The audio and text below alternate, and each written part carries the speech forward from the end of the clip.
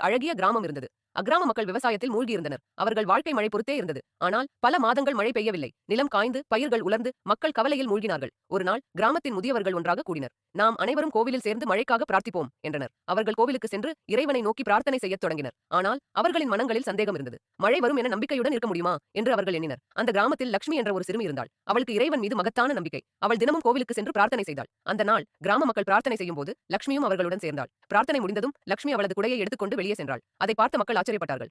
லட்சுமி, எதற்கு குடை எடுத்துக் கொள்கிறாய் என்று ஒருவர் கேட்டார். அவள் சிரித்துக்கொண்டே பதிலளித்தாள். நாம் மழைக்காக பிரார்த்தித்தோம் அல்லவா, இறைவன் நம் பிரார்த்தனையை ஏற்றுக்கொள்வார். மழை வரும், நான் நனைந்து விடக்கூடாது. அவளது நம்பிக்கையை கேட்ட மக்கள் நெகிழ்ந்தனர். அவர்கள் தங்களின் சந்தேகங்களை விடுத்து லட்சுமியைப் போல முழு நம்பிக்கையுடன் இருக்கத் தொடங்கினர். அவர்கள் அனைவரும் மனதார பிரார்த்தனை செய்தனர். அந்த மாலை வானத்தில் கரும்படலங்கள் திரண்டு வந்தன. சீக்கிரத்தில் மழை பொழிந்தது. கிராம மக்கள் மகிழ்ச்சியில் குதித்தனர். மழை வந்தது, நம் பிரார்த்தனை கை கூடியது என்று அவர்கள் ஆர்ப்பரித்தனர். அவர்கள் லட்சுமியை கண்டனர். உன் நம்பிக்கை எங்களை மாற்றியது, நன்றி லட்சுமி என்று அவர்கள் கூறினர். அவள் சமாதானமாக சிரித்தாள்.